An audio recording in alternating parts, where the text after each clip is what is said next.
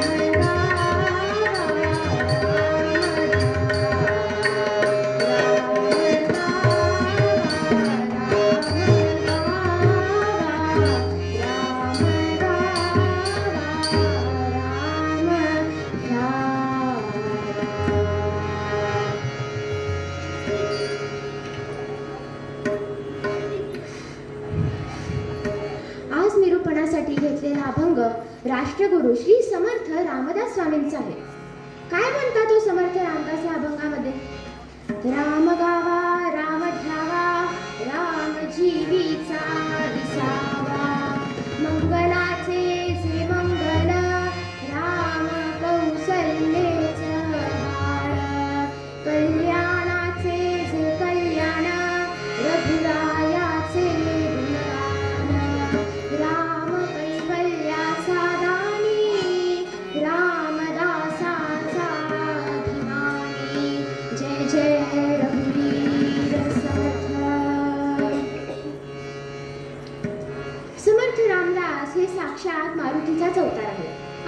सर्वांच्या परिचिताचे.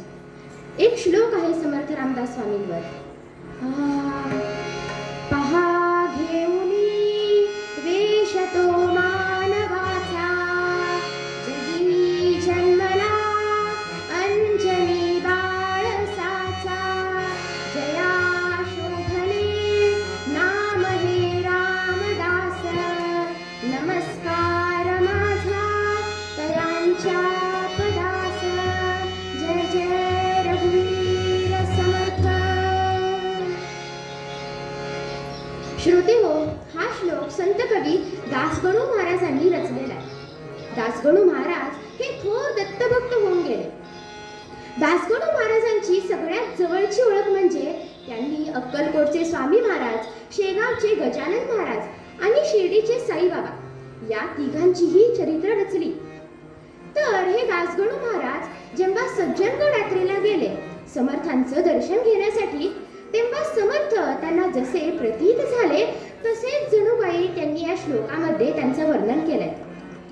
दासगणू महाराज या श्लोकामध्ये म्हणतात, पहा घेऊनी वेश तो मानवाचा, जगी जन्मला अंजनी बाळसाचा. दासगणू महाराज समर्थांना इथं साक्षात मारुतीरायाची उपमा देत आहेत. जया शोभले नाम हे रामदास. आता पहा की समर्थांना रामदास हे नाम साक्षात प्रभू श्री रामरायांनी अनुग्रहाच्या वेळी दिलं. तोपर्यंत त्यांचं नाव नारायण सूर्याजी पंत ठोसर असेच होतं. पण रामभक्त रामदास खरे पहिले होऊन गेले कोण, तर ते मारुतीराय. त्यांना दास्यभक्तीचा पुतळा असंच म्हणतात, कारण ते आयुष्यभर रामरायाचे दास बनूनच राहिले. ते खरे पहिले रामदास. पण कलियुगात समर्थांनी आपल्या चरित्रातून हे नाव शोभून दाखवलं, म्हणून जया शोभले नाम हे रामदास असं इथं म्हटलेलं आहे. आपण जर सुरुवातीपासून पाहायला गेलं तर रामभक्तीची सुरुवात ही कोणापासून झाली, तर शंकर महादेवांपासून झाली. भगवान शंकरांच्या अवतारांना रुद्रावतार असं म्हटलं जातं आणि त्यांचाच 11वा रुद्रावतार म्हणजेच आपले महारुद्र मारुतीराय आणि त्यांचाच कलियुगातला अवतार म्हणजेच आपले समर्थ रामदास. असे हे समर्थ रामदास स्वामी ब्रह्मचर्य आणि शक्ती सामर्थ्याचे मूर्तिमंत प्रतीक. त्यांना रामभक्तीची मनापासून आवड अहो का बरं नसणार, ज्यांच्या घरामध्येच गेल्या 24 पिढ्या रामभक्तीचा जणू वारसा आहे. अशा घरामध्ये जणू रामभक्ती समर्थांकडे वारसा हक्काने आली आहे. समर्थांचे वडील सूर्याजी पंत हे नावाप्रमाणे सूर्याचे निस्तीम उपासक. त्यांची दिनचर्या काय होती, रोज 1200 सूर्यनमस्कार, तेवढंच गायत्री पुरश्चरण आणि आदित्य हृदय स्तोत्राचे ते पाठ करत. ही त्यांची रोजची दिनचर्या होती. अशा या सूर्याजी पंतांवरती त्यांच्या उपासनेमुळे प्रसन्न होऊन साक्षात सूर्यनारायण ब्राह्मण वेशात त्यांच्या दारात अवतरित झाले. सूर्याजी पंत आणि त्यांची पत्नी राणूबाई यांनी त्यांचे योग्य आदरातिथ्य केले. निघताना ब्राह्मण वेशातल्या सूर्यनारायणांनी त्यांना राम, लक्ष्मण, सीता आणि हनुमान यांच्या मूर्ती प्रसादाच्या रूपाने दिल्या, ज्या आजही आपल्याला जाम समर्थ येथे पाहायला मिळतात. आणि जाता जाता आशीर्वाद सुद्धा दिला की तुमच्या पोटी 2 दिव्य पुत्र जन्माला येतील. यामधील थोरले हे जनक राजाप्रमाणे प्रपंच आणि परमार्थ यांची उत्तम सांगड घालतील आणि धाकटे हे शुकदेवांसारखे वैराग्यशील राहून जगाचा उद्धार करतील. ठरल्याप्रमाणे 2 पुत्र जन्माला आले. थोरले यांना श्रेष्ठ गंगाधर असे म्हणत आणि धाकटे हे सूर्यनारायणांच्या कृपेमुळे झाल्याने त्यांचं नाव नारायण असं ठेवण्यात आलं. हेच पुढे समर्थ रामदास झाले आणि विश्ववंद्य झाले. श्रोते हो, एकदा काय झालं तर हा नारायण त्याच्या आईला काही केल्या सापडेच ना. शोधला, दमून गेली बिचारी. हाका मारून मारून घशालाही तिच्या कोरड पडली. अखेरीस घरातल्याच एका धान्य साठवणीच्या कोठीतल्या कोनाड्यात स्वारी ध्यान लावून बसलेली सापडली. नारायण सापडल्यावर आईचा जीव भांड्यात पडला. तिनं विचारलं, नारायणा इथं बसून काय करतोस रे? तेव्हा या 8 वर्षाच्या नारायणानं उत्तर दिलं, आई मी चिंता करीतो विश्वाची. पुढे 12व्या वर्षी आईच्या आग्रहाखातर समर्थ लग्नाच्या बोहल्यावरही उभे राहिले. सर्व नातेवाईक मंडळी जमली आहे. सर्वांच्या हातात अक्षता आहेत. गुरुजींनी मंगलाष्टक म्हटली. सर्वांनी शुभमंगल सावधान म्हणून अक्षता वधूवरांवर उधळल्या. पण आपले समर्थ असते. सावधान हा शब्द ऐकून खरे सावध झाले ते आपले समर्थ. पुढे त्यांचं लग्न मंडपातलं पलायन तर इतिहास प्रसिद्धच आहे. त्यासाठी त्यांचा गौरव करताना कविवर्य मोरोपंत आपल्या एका आर्येत म्हणतात, शुभ सावधान ऐसे, शुभ सावधान ऐसे, सर्वत्र विवाह मंगली भणती. शुभ सावधान ऐसे, सर्वत्र विवाह मंगली भणती. परिएका रामदासे, परिएका रामदासे, अयखिले तत्पदी असो प्रणती. रामा राम राम हरे हरे रामा रामा राम राम सीतापते रामा रामा राम राम हरे हरे रामा रामा राम राम सीतापते रामा रामा राम राम हरे हरे रामा रामा राम राम सीतापते रामा रामा राम राम रघुतमा रामा रामा. असो, तर समर्थांचा आजचा हा निरूपणाचा अभंग मोठा वैशिष्ट्यपूर्ण आहे. संतांचं काव्य हे काही वेळा स्तुती करणारही असतं. जसं की सुंदर ते ध्यान उभे विटेवरी कर कटावरी ठेवून या. या अभंगामध्ये संत तुकाराम महाराज भगवंतांच्या रूपाची स्तुती करतायत. आरंभी वंदीनं अयोध्येचा राजा भक्तांची या काजा पावत असे. या अभंगामध्ये समर्थ भगवंतांच्या कार्याची स्तुती करतायत. संतांचं काव्य हे काही वेळा उपदेश करणारं सुद्धा असतं. जसं की समर्थांचे मनाचे श्लोक, तुकारामांचे 12 अभंग, माऊलींची ज्ञानेश्वरी, नाथांचं भागवत, समर्थांचा दासबोध अशी अनेक उदाहरणे देता येतील. 2 प्रकार झाले. तिसरा प्रकार म्हणजे प्रसंग वर्णन करणारी काव्य. जसं की घागर घेऊन निघाली पाण्या गवळणं. या अभंगामध्ये संत एकनाथ महाराज गवळणी घागर घेऊन पाणी भरण्यासाठी जात असतानाच्या प्रसंगाचं वर्णन केलेलं आहे. बळीचे द्वारी आपण वामन झाला, इंद्राच्या कैवारे बळी पाताळी घातला. या अभंगामध्ये संत एकनाथ महाराज वामन बटूंनी जेव्हा बळीराजाला पाताळी घातलं होतं त्या प्रसंगाचं वर्णन केलंय. पण श्रोते हो, या निरूपणाच्या अभंगाचं वैशिष्ट्य असं आहे की या अभंगामध्ये स्तुती, उपदेश आणि प्रसंग वर्णन या 3ही गोष्टी सामावलेल्या आहेत. समर्थ म्हणतात, राम गावा, राम ध्यावा, राम जीवीचा विसावा. रामचंद्र हे समर्थांचे आराध्य दैवतच. समर्थ म्हणतात, राम गावा, राम ध्यावा. मग गायन कशाचं बरं करावं? तर समर्थ म्हणतात, रामचरित्राचं गायन करावं. श्रोते हो, अखिल मानव जातीवर आद्य कवी वाल्मिकी आणि भगवान वेदव्यास यांचे कधीही न फिटणारे उपकार आहेत. कारण त्यांनी आम्हाला रामायण आणि महाभारत हे 2 अपूर्व ग्रंथ दिले. यामधलं रामायण एवढं अपूर्व का बरं? रामायण हे अनेक आदर्शांनी नटलेलं आहे. राम हा आदर्श राजा आहे. समाजाच्या उच्च स्थानी असणारा सेवक अर्थात राजा हा आपल्या धर्माच्या, कर्तव्याच्या चौकटीत राहून आदर्शाच्या उत्कर्ष बिंदूपर्यंत कसा जाऊ शकतो याचं उत्तम उदाहरण रामांनी घालून दिलं. म्हणून आदर्श राज्य रामराज्य अशी संकल्पना आपल्याकडे सांगितली जाते. राम हा भारत मातेचा प्राण आहे. म्हणूनच तर म्हणतात, पुत्र कसा असावा तर रामांसारखाच असावा, बंधू मित्र कसा असावा तर रामांसारखाच तर रामासारखाच असावा. एवढंच कशाला हो, शेवटी रावणानंही मान्य केलं, शत्रू कसा असावा तर रामासारखाच असावा. एवढं विलक्षण असलेलं हे रामायण साक्षात आदर्शांचा ज्ञानकोशच.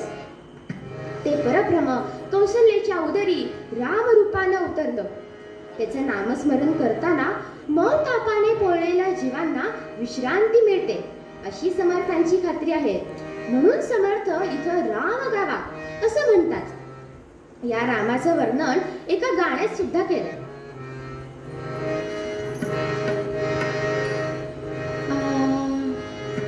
राम का गुणगान करिये, राम का गुणगान करिये, राम का गुणगान करिये.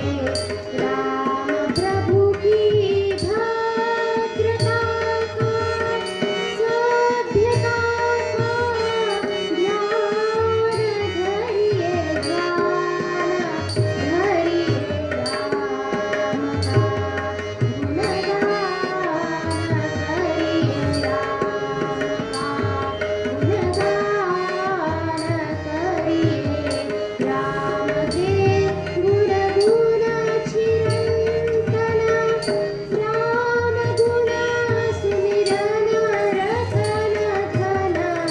मनुजता को कर विभूषित, मनुजता को कर विभूषित.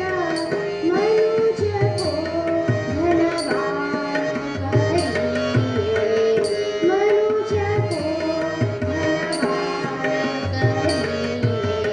ध्यान धरिये, राम का गुणगान करिये, राम का गुणगान करिये, राम का गुणगान करिये. सगुण रूप स्वरूप सुंदर, सुजन रंजन रूप सुखकर. राम आत्मा, राम आत्मा, राम आत्मा, राम आत्मा. राम का सम्मान करिये, राम का सम्मान करिये. ध्यान धरिये, राम का गुणगान करिये, राम का गुणगान करिये.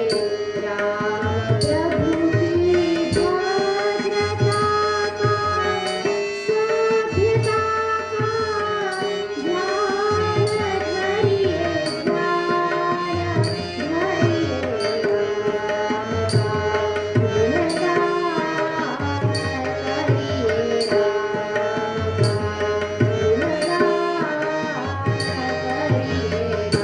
राम का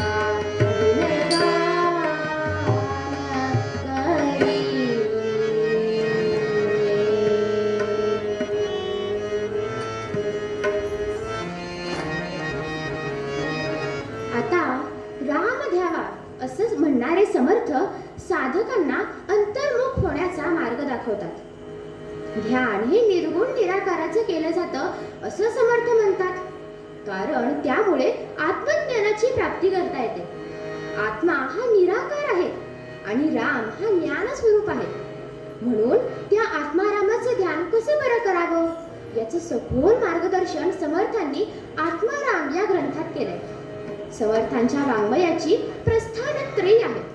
त्यात दासबोध, मनोबोध आणि आत्माराम आहेत. निष्कामाला जाताना आपल्या प्रमुख शिष्यबळांना समर्थांनी उपदेश केला तो असा. माझी काया गेली खरे, परी मी आहे जगा. नका करू खटपट, पहा माझा ग्रंथनित. आत्मा रामदास बोधा, माझे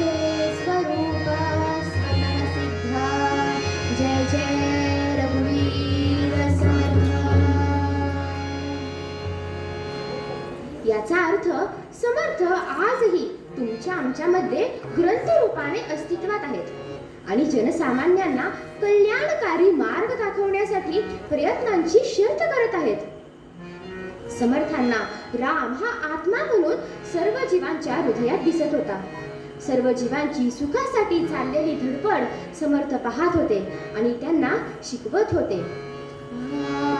जगी सर्व सुखी असा कोण आहे, विचारी मना तुझी शोधून पाहे.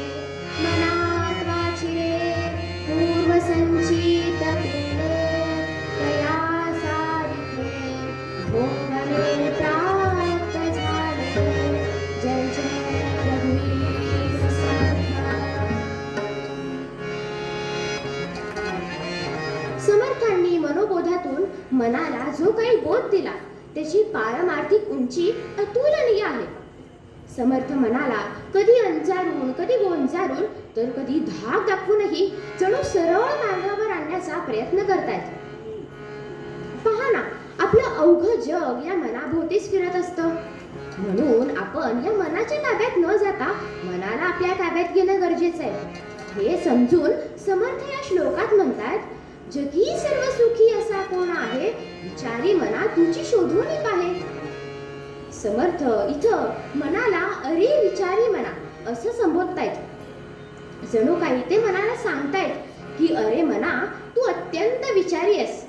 तू जसा काही विचार करशील ना त्याप्रमाणेच माझी जीवनाची वाटचाल ठरणार आहे. माझी वृत्ती, माझा दृष्टिकोन हा तुझ्या या सगळ्या विचारांवरच अवलंबून असणार आहे. हे समजून समर्थ पुढे या मनालाच प्रश्न विचारतात. मना, आता मला तूच सांग, आयुष्यात येणारं सुख असो वा दुःख हे कशामुळे येत असतं रे? यामुळं समर्थ पुढे मनाला आठवण करून देत आहेत. मनात वाचिले पूर्व संचित केले, तया सारिखे भोगणे प्राप्त झाले. समर्थ इथं मनाला विचारतायत, मना, आयुष्यात येणारं सुख असो वा दुःख हे आपल्या जीवाच्या पूर्वसंचितामुळेच येत असतं रे. श्रोते हो, समर्थ इथं कर्मविपाक सिद्धांताबद्दल अगदी थोडक्या पण समर्पक शब्दात सांगतात. आयुष्यात जे काही भोगावं लागतंय, सुख असो वा दुःख, हे जीवाच्या पूर्वसंचितामुळे येत असतं. हा पूर्वकर्मांचा हिशोब ही पापपुण्यांची गणितं ठरवतात की आता सुख भोगता येणार आहे की दुःख भोगता येणार आहे. म्हणून अरे मना, त्या सुखदुःखांच्या पाठी लागून वेळ घालवण्यापेक्षा शाश्वत आनंदाच्या पाठी लाग. धडपड करायचीच आहे तर ती शाश्वत आनंदासाठीच कर. श्रोते हो, समर्थांचा मनोबोध वर दिसायला साधा असला तरी अभ्यासानं कळेल की शब्दरचना किती ताकदवान आहे. पण साधारण जुन्या लोकांची समजूत होती की मनाचे श्लोक म्हणजे काय, तर लहान मुलांचं पाठांतर. अर्थात किमान लहान मुलांना त्यावेळेचे लोक मनाचे श्लोक तरी देत होते. ट्विंकल ट्विंकल लिटल स्टार पेक्षा कितीतरी पटींनी बरं. आता तर तेही उजड आहे. असो, तर समर्थांचा मनोबोध म्हणजे काय, तर लहान मुलाच्या पाठांतराचा विषय. त्यात काही अक्कल लावायची गरज नाही. पण लहान मुलांवर होणाऱ्या संस्कारांपलीकडे आपणही त्यातून बोध घेणं समर्थांना अपेक्षित आहे. संत जेव्हा उपदेश करतात तेव्हा त्यात ठामपणा का असतो? कारण ते शब्द स्वानुभवातून आलेले असतात. संतांचे उपदेश हे कधीही कोडे नसतात. आधी केले मग सांगितले. चित्ते वाची क्रियायाश्च साधू नामे करूपता, ही संतांची रीतच आहे. जे मनात तेच बोलण्यात आणि जे बोलले आहे तेच करण्यात संतांचा हात साक्षात भगवंत सुद्धा धरू शकत नाही. मग तुम्हा आम्हा सामान्यांची काय हो कथा? म्हणून त्यांनाच वंदन करावे जे बोलल्याप्रमाणे वागतात. म्हणूनच बोले तैसा चाले त्याची वंदावी पाऊले. यावर समर्थांचाच एक दृष्टांत सांगतो. एकदा काय झालं तर एक बाई आपल्या 8-10 वर्षाच्या मुलाला घेऊन समर्थांपुढे उभी राहिली आणि म्हणाली, महाराज, तुम्ही त्याला शहाणपण शिकवा. हा फार म्हणजे फार गुळ खातो बघा. रोज याला 8 पाव पावशेर गुळ लागतोच बघा. नाही दिला तर चोरून खातो. मार खाल्ला तरी गूळ खायचा काही सोडत नाही हा. मी सांगून सांगून थकले. आता तुम्हीच बघा याचं काय करायचं ते. समर्थ त्या बाईला म्हणाले, माय हा आठवडा जाऊ दे, तू पुढच्या सोमवारी ये. ती बाई पुढच्या सोमवारी आली. तक्रार तीच, गूळ अति खाण्याची. समर्थांनी त्या मुलाला जवळ घेतलं आणि पाठीवरून हात फिरवत सांगितलं, बाळ अति गूळ खाणं वाईट असतं बरं, आई देईल तेवढाच खा. ती बाई जरा स्पष्ट वक्तीच होती. ती म्हणाली, का हो, एवढंच दीड वाक्य मागच्या आठवड्यातही सांगू शकला असता की. मला तर वाटलं गूळ वाईट कसा यावर प्रवचन करण्याची तयारी केली असेल, पण कसलं काय. यावर समर्थ हसून म्हणाले, माय तयारी केली पण वर्तनाची. मागच्या आठवड्यात तू आली होतीस ना, तेव्हा अगं माझ्याच तोंडात गुळाचा खडा होता. मग मी कसा काय सांगणार गूळ खाऊ नकोस म्हणून. मग मी आठवडाभर गूळ सोडला, अगदी भाजी आमटीतही गूळ वापरला नाही. तेव्हा मला गूळ खाऊ नकोस असं सांगण्याचा अधिकार प्राप्त झाला. यालाच म्हणतात समर्थांचा उपदेश आणि उपदेशाचं सामर्थ्य. अशा या समर्थ रामदास स्वामींनी जगाच्या कल्याणासाठी कंबर कसली. रामदासी संप्रदाय निर्माण केला, शिष्यवर्ग तयार झाला. मन, मनगट आणि मेंदू हे तीनही मकार बळकट असावेत यावर समर्थांचा कटाक्ष होता. आळशी आणि बेशिस्तपणाची समर्थांना चीड होती.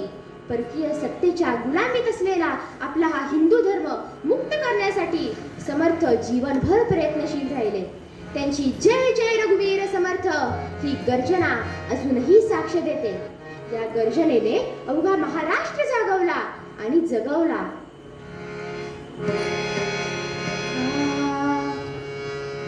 प्रबल यवन झाले होते वंजया महाराष्ट्रात. प्रबल यवन झाले होते वंजया महाराष्ट्रात.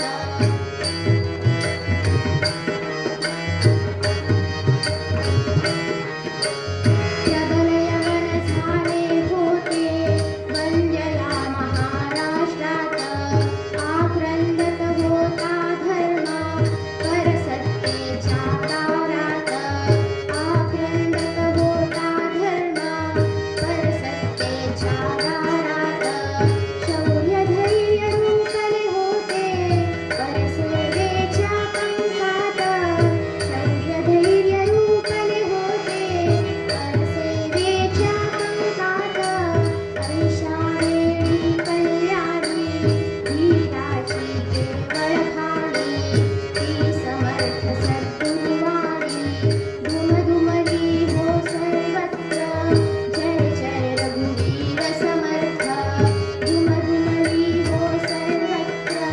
जय जय रघुवीर समर्थ दुमदुमली हो सर्वत्र. जय जय रघुवीर समर्थ.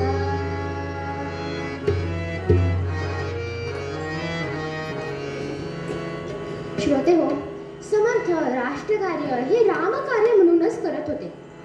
आपण सारे भाऊ भाऊ राष्ट्रासाठी एक हो हा बंधुभाव समाजात रुजवण्यासाठी समर्थांनी एक पद्धत सुरू केली. ती म्हणजे दोन माणसं समोरासमोर आली की रामराम अशी खणखणीत साथ घालायची. या पद्धतीने समर्थांनी रामनामातून मानवी सामर्थ्याचा सेतू निर्माण केला. ही ताकद शिवछत्रपतींच्या पाठीशी उभी केली. महाराष्ट्रात रामराज्य निर्माण झालं. पण समर्थांनी मात्र स्वतःकडे कोणताही मोठेपणा ठेवला नाही. ते नम्रपणे म्हणत, छे, मी कुठला समर्थ? समर्थ तर राम, मी तर त्या रामाचा दास आहे. मी करता ऐसे म्हणसी तरी तू कष्टी होसी. श्रीराम करता म्हणता पावसी यश कीर्ती प्रताप. म्हणूनच समर्थ अभंगाच्या तिसऱ्या चरणात म्हणतात, कल्याणाचे जे कल्याण रघुरायाचे गुणगान. राम हा सद्गुणांचा पुतळा आणि पुरुषार्थाचं प्रतीक आहे. खरा रामभक्त हा कधीही हीन, दीन आणि दुबळा नसतो. तो सदा सर्वकाळ निर्भय आणि आनंदी असतो.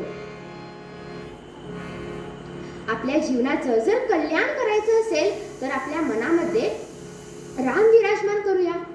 म्हणजेच आपल्या जीवनाचं उदाहरण कधीही चुकणार नाही. आता साधक सगुण रूपाचं वर्णन करता करता निर्गुण रूपापर्यंत कधी पोचला हे त्याचं त्यालाच समजलं नाही. पण ही अवस्था गणिती पद्धतीने एका दोह्यात वर्णन केली. ज्याला हा अध्यात्माचा गुणाकार, भागाकार, बेरीज आणि वजाबाकी जमली ना, त्याचं आयुष्य सुफळ संपूर्ण झालं. कसं बरं? ते या दोह्यात वर्णन केलेलं आहे. नाम धरे मन तूनो कीजे, नवरस मिले विराम, त्रिगुण उलट दो भाग विसर मना, रहत हृदय श्रीराम. सियावर रामचंद्र की जय, पवन सुत हनुमान की जय, उमापति महादेव की जय, सब संतन की जय. जय जय रघुवीर समर्थ.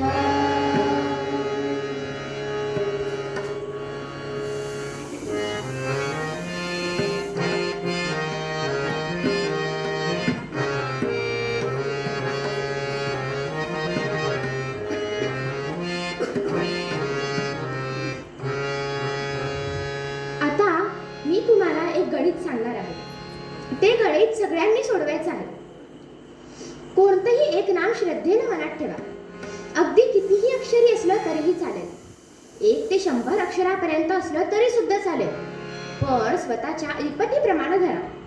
म्हणजे समजा तुम्ही राम हा शब्द मनात ठेवला तर त्यामध्ये किती आकडे येतात? रा आणि मग 2 आकडे येतात. तर तो 2 आकडा आपल्या मनात धरायचा. धरलाय सगळ्यांनी? हां, आता पुढे नाम धरे मन झालं. दुनो कीजे, त्या आकड्याची दुप्पट करा. का बरं? कारण हे विश्व द्वैत आहे.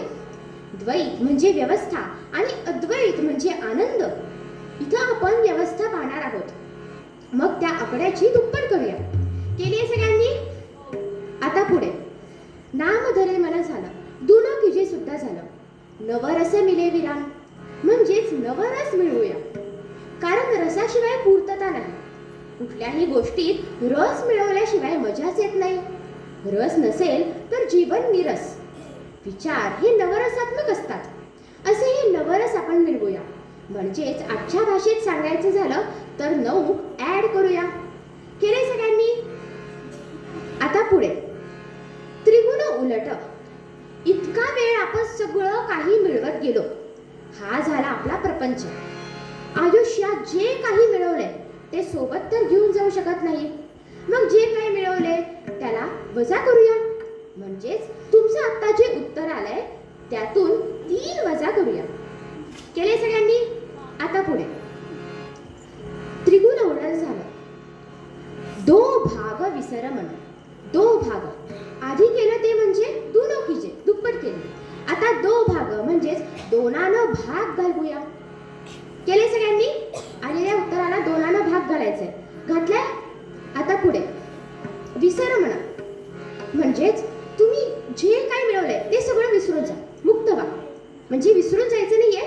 म्हणजेच आता तुमचं जे उत्तर आलंय सर्वात पहिल्यांदा तुम्ही जो आकडा मनात धरलेला तो आकडा या उत्तरातून वजा करायचा. केलंय? केलंय सगळ्यांनी? काय आलं उत्तर? 3 आलं. सगळ्यांचं उत्तर 3 आलं. छान, मस्त. म्हणजे तुमच्या सगळ्यांना हा अध्यात्माचा गुणाकार, भागाकार आणि बेरीज आणि वजाबाकी बरोबर जमली. ज्यांचं उत्तर 3 आलंय त्यांना हे गणित बरोबर जमलंय. तर म्हणजे जेव्हा आपण या प्रपंचातून पूर्णपणे मुक्त होतो तेव्हा तिथं येतो तो आपला परमेश्वर आणि आपल्या या हृदयातल्या सिंहासनावर विराजमान होतो. म्हणून रहत हृदय श्रीराम असं इथं म्हटलेलं आहे. श्रोते हो, प्रथम चरणात समर्थ म्हणतात राम जीवीचा विसावा आणि अंतिम चरणात समर्थ म्हणतात राम कैवल्याचा दानी.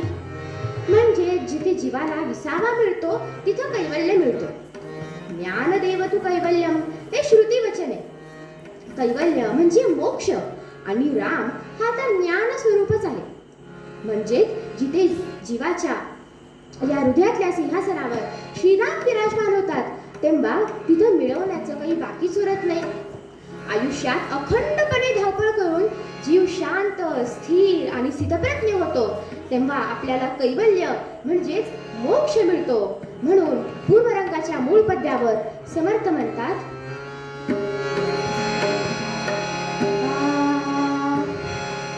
राम जावा, राम जावा, राम जावा, राम जावा,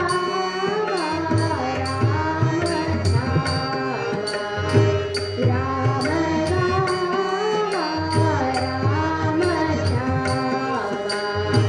राम जावा, राम जावा, रामजीचा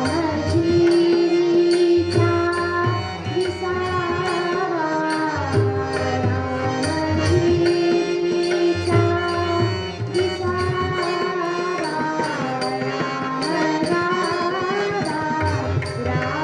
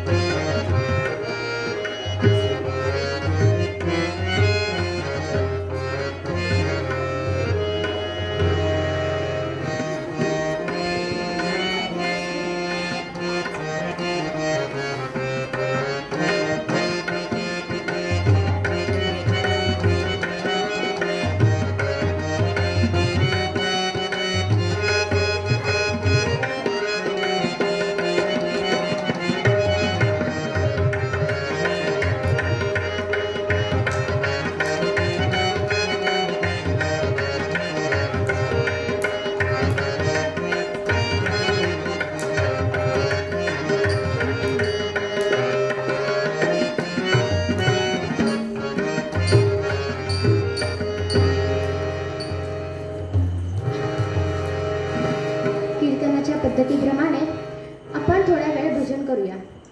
मी भजनाची पहिली ओळ म्हणणार आहे, आपण सर्वांनी पाठोपाठ म्हणायचं आहे.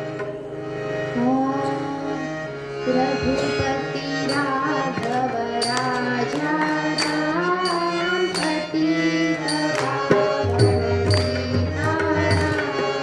रघुपती राघव राजा राम पतित पावन सीताराम. रघुपती राघव राजा राम पतित पावन सीताराम.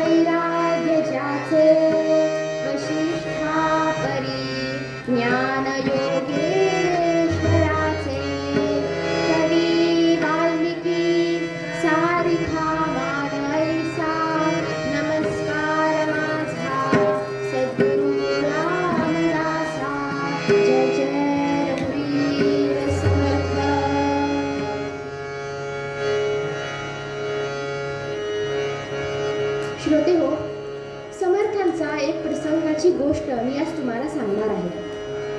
तर एक दिवस प्रसंग असा घडला की रोजच्या दिनचर्येप्रमाणे समर्थ पंच उषक काली उठले. स्नान संध्या वगैरे सर्व आनिक आटोपली आणि समर्थ रामरायासमोर हातात जपमाळ घेऊन बसलेत. एकदम त्यांच्या मनात विचार आला, बरेच दिवसात आपण काशी यात्रा केली नाही. काशी यात्रेला जाण्याची इच्छा समर्थांनी शिष्यांना बोलून सुद्धा दाखवली. झालं, समर्थांबरोबर आपणही काशी यात्रेला जायचं असं सर्व शिष्यांना वाटलं. गुरूंबरोबर काशी यात्रेला जायला मिळणार या कल्पनेनं सर्व शिष्य उड्या मारत नाचत आपापल्या खोलीकडे निघून गेले. सर्वांनी आपापल्या सामानाची आवराआवर करून गाठोडी सुद्धा बांधली. हो,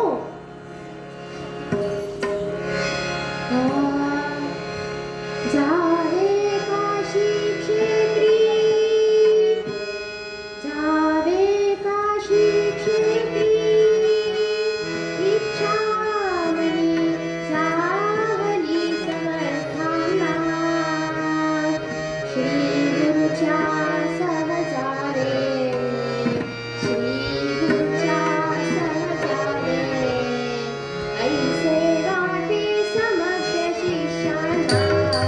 राम राम राम हरे हरे राम राम राम राम सीतापते राम राम राम राम हरे हरे राम राम राम राम सीतापते राम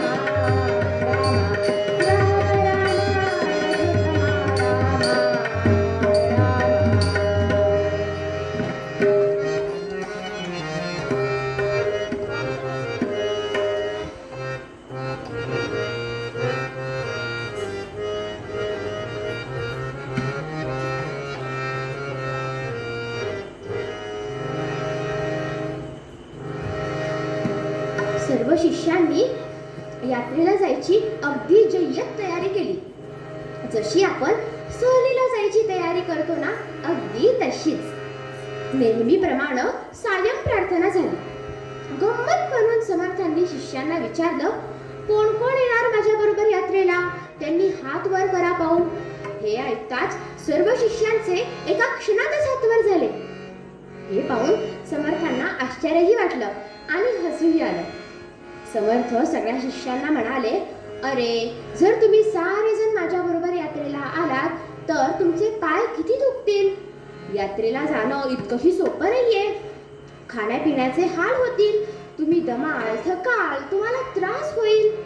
तुम्हाला एवढं सगळं जमेल का? समर्थांना वाटलं, आता आपण असं बोलल्यावर जसे सगळ्यांचे हात पटकन वर झाले तसेच आता पटकन खाली होतील. पण कसलं काय, सगळ्यांचे हात वर ते वरच. समर्थ पुन्हा सगळ्या शिष्यांना म्हणाले, अरे, जर तुम्ही सारे जण माझ्या बरोबर यात्रेला आलात तर मठाच्या देखभालीसाठी इथं कोण परत थांबणार? यात्रेला पण जायचं आणि मठाची देखभालही झाली पाहिजे. हे दोन्ही कसं काय जमवायचं? कोणीतरी इथं थांबायलाच पाहिजे. सगळ्यांनी येऊन कसं परत चालेल? रोजची काकड आरती, साफसफाई, झाडू मारणं, पाणी भरून आणणं, लाकडं तोडून आणणं, भिक्षा मागून आणणं, नैवेद्य, भजन, पूजन, शेजारती हा मठातील रोजचा दिनक्रम. हे सारं कोण बरं करेल? हे ऐकताच सर्वजण हिरमुसले. कारण त्यांना यात्रेला पण जायचं आणि मठाची देखभालही व्हायला हवी. हे दोन्ही व्हावं असं वाटत असल्यानं त्यांची द्विधा मनस्थिती झाली. समर्थांना ही गोष्ट लगेच लक्षात आली. समर्थ शिष्यांना म्हणाले, तुम्ही सारेजण यात्रेला जा, मी इथे थांबतो. आता यात्रेला जायचा बेत बारगळतोय म्हणजेच आजच्या भाषेत कॅन्सल होतोय की काय याची चिंता शिष्यांना वाटू लागली. सगळ्यांनी मिळून एक युक्ती केली.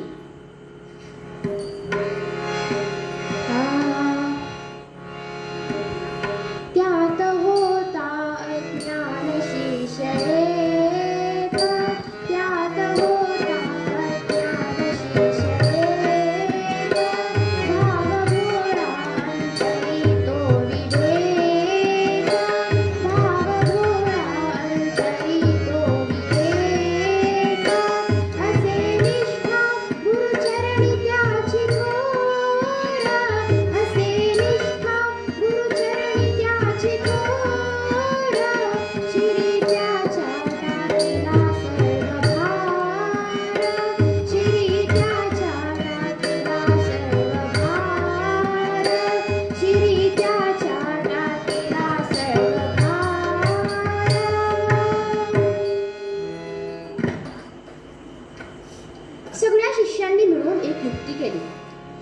सगळ्या शिष्यांमध्ये नुकताच दाखल झालेला एक छोटासा शिष्य होता, अवघा 8च वर्षांचा. समर्थांनी त्याला सांभाळलं होतं. त्याच्यावर त्यांनी जीवापाड प्रेम केलं होतं. त्याला आपलंसं करून घेतलं होतं. त्यामुळे तो तेथे लगेच रुळला. सगळ्यांनी त्याचं नाव अज्ञान ठेवलं. विचारायला सर्वांनी समर्थांपुढं आणलं आणि सांगितलं, हा मठाची दैनंदिन उपासनेची जबाबदारी घ्यायला तयार आहे. त्यानं समर्थांच्या पायावर डोकं ठेवलं. समर्थांनी त्याला प्रसन्न मनानं पोटाशी धरलं. उपासना समजावून दिली. मुलंही आनंदली. आता आपल्याला यात्रेला जायला मिळणार म्हणून. ठरल्याप्रमाणे सर्वजण यात्रेला जाण्यासाठी निघाले. अर्थातच अज्ञानावर मठाची जबाबदारी सोपवून निघताना पुन्हा समर्थ अज्ञानास म्हणाले,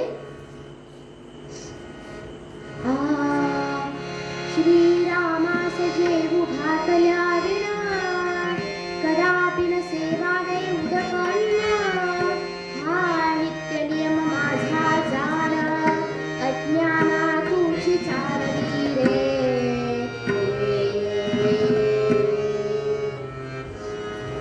अज्ञाना, माझ्या रामाला उपाशी ठेवू नकोस बरं. त्यानं नैवेद्य खाल्ल्याशिवाय जेवायचं नाही असा माझा नियम आहे. तूही तो काटेकोरपणे पाळ. राम जेवल्याशिवाय तूही जेवू नकोस. जमेल ना बाळा तुला? करशील ना एवढं? समर्थांनी अज्ञानानं अश्रूगंध्या डोळ्यांनी समर्थांना होकार दिला. समर्थांसहित सारे जण यात्रेला जाण्यासाठी निघाले. अज्ञानानं समर्थांनी सांगितलेली कामं व्यवस्थित लक्षात ठेवली. दुसऱ्या दिवशी अज्ञान सूर्योदयापूर्वी उठला. स्नान संध्या केली. रामरायाची काकड आरती केली. जंगलातून लाकडं तोडून आणली. पाणी भरून आणलं. मठाची साफसफाई केली. समर्थांच्या नियमाप्रमाणे 5 घरी जाऊन भिक्षा सुद्धा मागून आणली. तुम्हाला काय वाटलं? अज्ञानाची कामं संपली तेच? ऐका तर पुढचं. 5 घरी जाऊन जी भिक्षा मागून आणली होती ना, त्याचा त्यानं स्वयंपाक सुद्धा केला. नैवेद्याची ताटं वाढली आणि रामरायासमोर बसला. समर्थांसारखाच अगदी हुबेहूब. थोड्या वेळानंतर डोळे उघडले. पाहतो तर काय, नैवेद्याची ताटं जशीच्या तशीच भरलेली. याचा अर्थ रामराय जेवलेच नाहीत. त्याला खूप वाईट वाटलं. रडूही कोसळलं. का बरं नाही जेवलेत रामराय? माझ्या सेवेत तर काही चूक नाही झाली. काकुळतीला येऊन कासावीस होऊन त्यानं रामरायाची प्रार्थना करण्यास सुरुवात केली.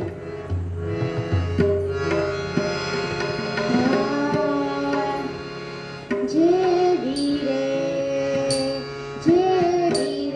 सचा रघुराया. जे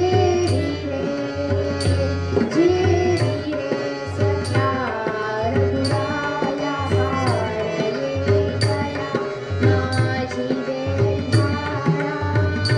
मी बाळ तुझा अज्ञानी जेवी लढी बाळा. मी बाळ तुझा अज्ञानी जेवी लढी बाळा. लागली भूक रे मला. नाही का तुला वेदिका तुला धनुष्य बाणा. चढवू खरा घरा सत्या घे जेवूना. चढवू खरा घरा सत्या घे जेवूना.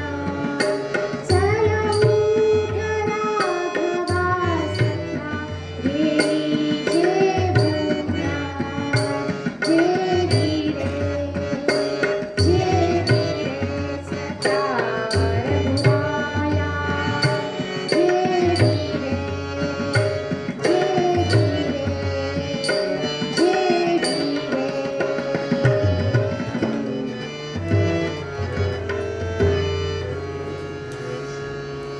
काकुळतीला येऊन कासावीस होऊन रामरायाची प्रार्थना करतोय. वारंवार आळवतोय. रामचंद्र भैवरले हो. अज्ञानाची दया आली आणि ते तेथेच प्रकट झाले. रामरायांबरोबर सीतामाईही आल्या. त्यांच्या पाठोपाठ लक्ष्मणही आले. हे तिघे आल्यावर आपले हनुमंत आल्याशिवाय राहतील काय हो. तेही आले. पाहता पाहता सारे जमले. सर्वांना एकदम पाहून आश्चर्यही वाटले आणि आनंदही झाला. पण अज्ञानाला रागही आला. तुम्हाला काय वाटलं? अज्ञानाला राग का आला? तुम्हाला हा प्रश्न पडणं स्वाभाविकच आहे म्हणा. पण अज्ञानाच्या रागाचं कारण हे वेगळंच होतं. कारण वाढलेलं अन्न गार होऊन गेलं होतं. रामरायांनी त्याची समजूत काढली. गप्पा मारता मारता जेवणही झाली. सगळ्यांना विडा देताना अज्ञानानं सांगितलं, हे पहा, उद्या आम्ही काकुळतीला येऊन रडेपर्यंत वाट पाहू नका हं. आणि हो, मी हाक मारता क्षणी नैवेद्य गार व्हायच्या आत ताबडतोब या. असं लहान मुलांना रडवू नये. उद्या जर तुम्ही आला नाहीत तर मी तुमच्याशी कट्टी करेन. आणि मग काय विचारता? अज्ञानानं हाक मारावी आणि रामरायांनी जेवायला यावं. असं रोजच्या रोज सुरू झालं. जवळजवळ आठवडा गेला. पण एक दिवस मात्र काहीतरी अघटित झालं. सकाळ झाली, उजाडलं, पण मठात काकड आरतीची घंटाच वाजली नाही. याचा अर्थ अज्ञान जो रात्री झोपला तो अजून उठलेलाच नाही. त्याला आज फणफणून ताप आला होता. रामचंद्र चिंतातूर झाले. त्यांनाच खूप भूक लागली होती, पण नैवेद्यच नाही. रामचंद्र देवघरातून बाहेर आले. अज्ञानाजवळ बसले. पाहतात तर काय, अज्ञान जो रात्री पांघरून घेऊन झोपला तो अजून उठलाच नाही. रामचंद्र त्याच्या जवळ बसले. त्याची विचारपूस केली. तेव्हा अज्ञान रडत रडत म्हणू लागला, कष्ट मला होतात तुम्हाला, कष्ट मला होतात तुम्हाला, भगवतात हे कैसे. कष्ट मला होतात तुम्हाला, भगवतात हे कैसे. स्वयंपाक मी करीतो पणही, स्वयंपाक मी करीतो पणही, पहा जानकी बैसे, पहा जानकी बैसे. रामा, मी एवढा लहान मुलगा असून स्वयंपाक करतो आणि ही जानकी स्त्री असून आईतच खाते. रामा, आजपासून आपण सारेच जण उपवास करू. मला ही गोष्ट सहन होत नाहीत रे. अन्यथा कामं वाटून घ्यावीत. रामराय म्हणाले, ठीक आहे, कामाची वाटणी करूया. मग वाटणी कशी करूया? तेव्हा अज्ञान म्हणाला, अर्थातच जानकीनं स्वयंपाक करावा. लक्ष्मणानं मठाची झाड सारवण करून भिक्षा मागून आणावी. हनुमंतानं जंगलातून लाकडं तोडून आणावी आणि पाणी भरावं. मग ठरलं तर. थांबा रामचंद्रा, तुमच्यासाठी पण एक काम आहे. मला तेवढं सकाळी लवकर उठवत नाही हो. तेवढी काकड आरती आणि पूजा तुमची तुम्हीच स्वतःची करून घेतली तर फार बरं होईल. तेव्हा रामराय म्हणाले, ठीक आहे, मग तू काय करणार? तेव्हा अज्ञान काय म्हणतो, मी देखरेख करणार. तुम्हाला नेमलेली कामं तुम्ही व्यवस्थित आणि चोखपणे पार पाडतायत की नाही यावर मी देखरेख ठेवणार.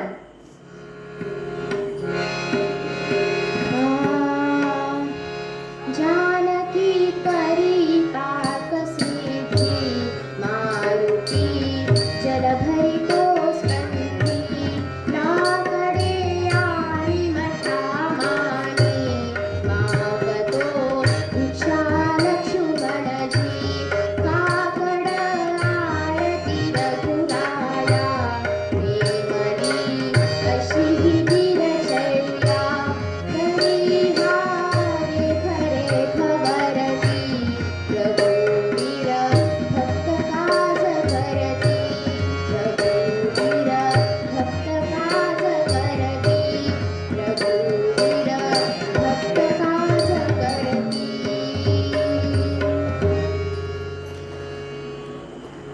ठरल्याप्रमाणे दिनचर्या व्यवस्थित सुरू होती.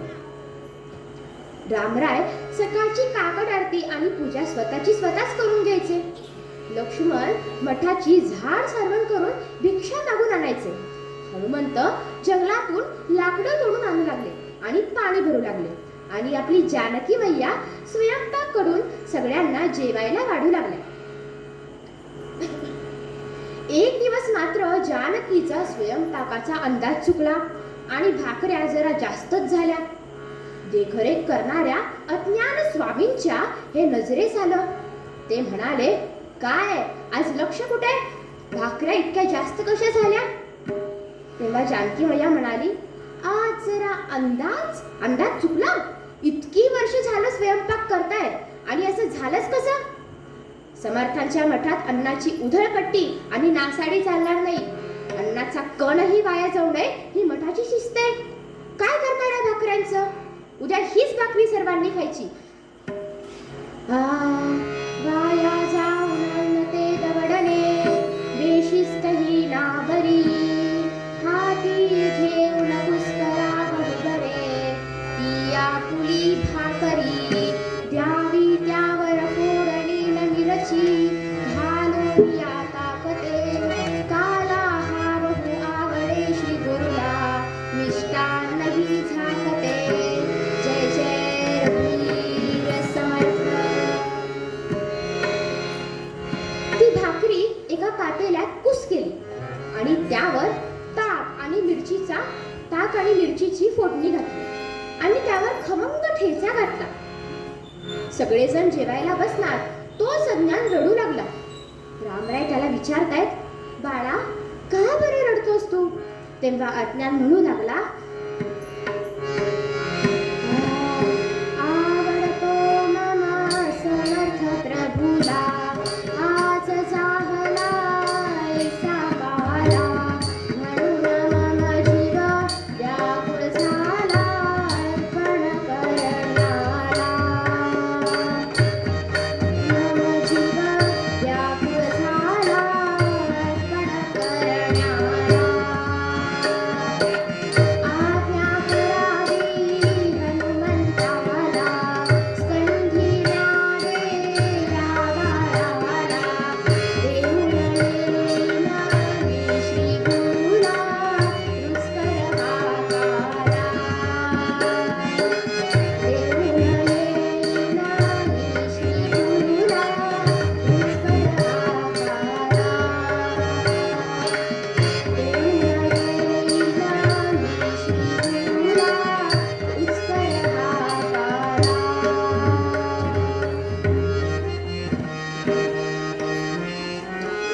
हा रुचकर काला माझ्या गुरुमाऊलींना फार आवडतो. त्यांनी सुद्धा हा खावा अशी माझी इच्छा आहे. तेव्हा रामराय म्हणतायत, अरे अज्ञाना, पण कुठे साफळ आणि कुठे काशी? त्यांच्यापर्यंत काला पोचवणं कसं बरं शक्य आहे? तेव्हा अज्ञान म्हणाला, करायचंच म्हटलं तर काय अवघड आहे? हे एवढं मोठं विमान समोर असताना अशक्य तरी काय? ज्यांनी द्रोणागिरी पर्वत या टोकापासून त्या टोकापर्यंत नेला, मग साफळहून काशीपर्यंत नेण्यासाठी काय हरकत आहे? मग ठरलं तर अज्ञानानं एका पातेल्यात काला घेतला. ते पातेलं अज्ञानानं आपल्या खांद्यावर घेतलं आणि अज्ञान हनुमंतांच्या खांद्यावर बसला. हनुमंत म्हणाले, अज्ञाना डोळे मिटून घे बघू. आणि क्षणार्धात अज्ञानास काशीत आणलं. तेव्हा आपले समर्थ नुकतेच गंगा स्नान करून काशी विश्वनाथाच्या दर्शनास जात होते. विचार करत होते काहीतरी न्याहारी करावी. तेवढ्यात ते काल्याचं पातेले घेऊन अज्ञान धावत समोर आला. समर्थांसहित सर्व शिष्य आश्चर्यचकित झाले. हा इथे कसा की आपल्या मागोमाग लपत आला? समर्थांनी त्याला विचारलं, अज्ञाना केव्हा निघालास साफळहून? तो म्हणाला, आत्ताच. आत्ता? मग पोचलास कधी? आत्ता. सगळेजण हसू लागले. समर्थांनी त्याला विचारलं, आलास कसा? तेव्हा अज्ञानानं त्या समोरच्या झाडावर बोट दाखवलं. छोट्या रूपातले ते मारुतीराय रामभजनात तल्लीन झालेत आणि तेही या गुरु शिष्यांचा अपूर्व प्रेम सोहळा पाहून थक्क झाले होते. हनुमंतांनी समर्थांना साफळमध्ये घडलेली सगळी हकीकत सांगितली. समर्थांना आपल्या या छोट्या शिष्याचं खूप कौतुक वाटलं. समर्थ म्हणाले, खरोखर या शिष्याचं नाव जरी अज्ञान असलं तरी हाच खरा ज्ञानवंत, ज्यानं बालवयात भक्तीचा आणि ज्ञानाचा साठा करून साक्षात श्रीराम जानकीला प्रसन्न करून घेतलं. त्याच्यासारखी जो कोण भक्ती करेल तोही या या जगात धन्य होईल. म्हणून अभंगाच्या प्रथम चरणात समर्थ म्हणतात,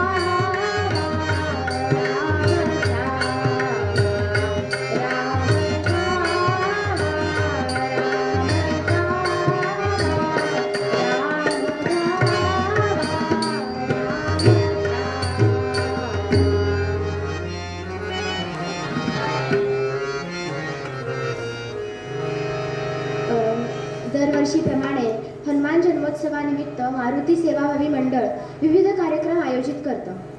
त्याचप्रमाणे यावर्षी सुद्धा मला मारुती सेवाभावी मंडळाने इथं कीर्तन करण्याची संधी दिली. त्याबद्दल सर्वप्रथम मी त्यांचे मनपूर्वक आभारी आहे.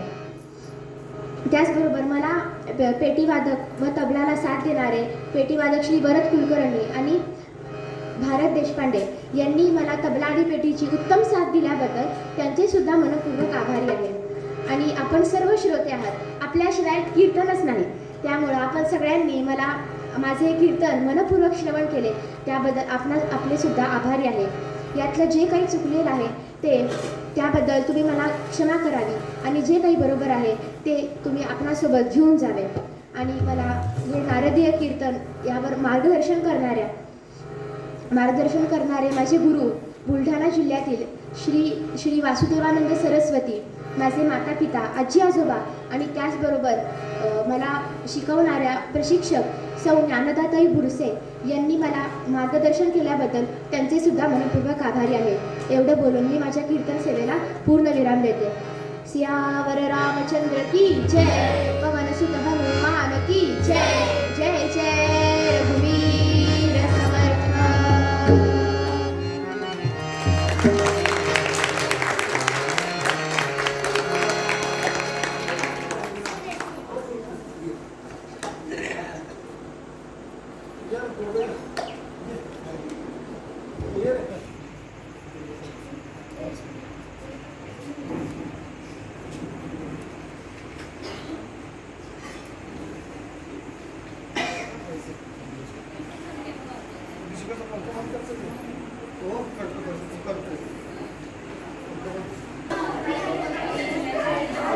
पाळी येतं कसं